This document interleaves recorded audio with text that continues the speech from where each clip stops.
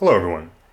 So I just wanted to do a quick video just kind of showing a hack way of how to get oil into your outboard lower unit. This is this area kind of behind where the propeller is. So the oil kind of fits in this cavity in this area essentially. And having oil in there is essential. And there are situations where you might just want to fill the oil. This is obviously not advised. This is kind of a hack method, as I said. This is if you know your motor works.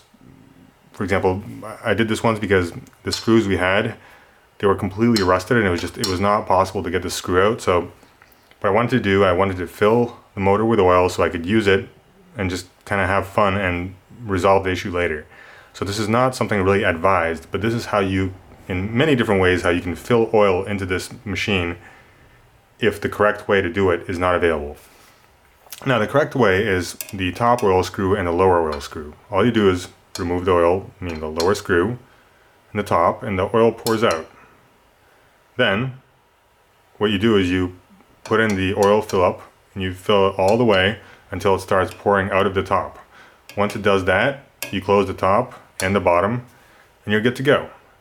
However, say if this bolt is completely rusted, say it doesn't even exist, it suddenly becomes harder to get oil into there. Now in this part there are three screws that kind of let you access this area. That's obviously the two main ones and this one where the shift rod goes through.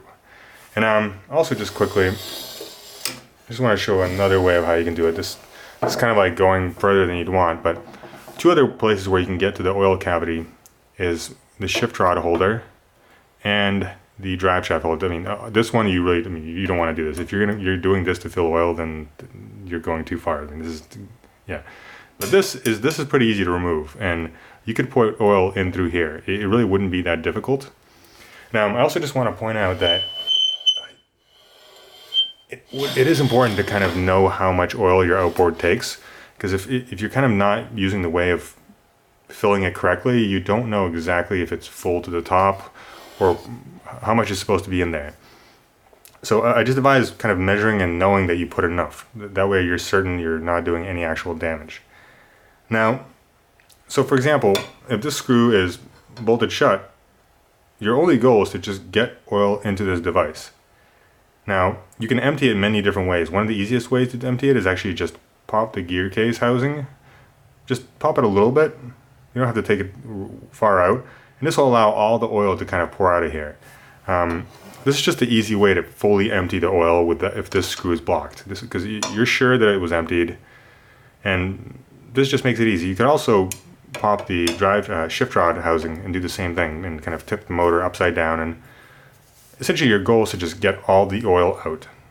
Now the step is to get it back in, and technically you could get all of it in through just one screw, although it would be very difficult because as you put it in, you need air to come out, so you need to kind of come up with some sort of tricky way as it would pour in slowly and have air come out of the same thing. But there are different methods. For example, you can also put oil in through here, or like I was saying, this one method is not too hard with the shift rod. If you remove that shift rod housing, you can literally just pour all the oil down into there. I recommend measuring the correct amount, like I said, but really just once you get this off,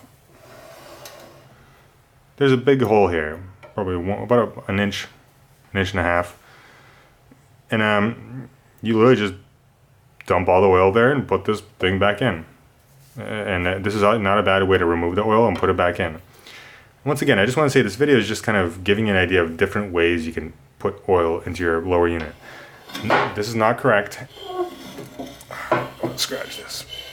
This is not necessarily advisable, but there are times where there might be 2 or 3 days left in the season and you just want to go out and have fun. You don't want to spend a whole bunch of time dealing with a screw that is rusted shut or dealing kind of with problems. And this is one way you can or a couple of different ways where you can essentially just get oil in there, know you'll be okay, and use your boat.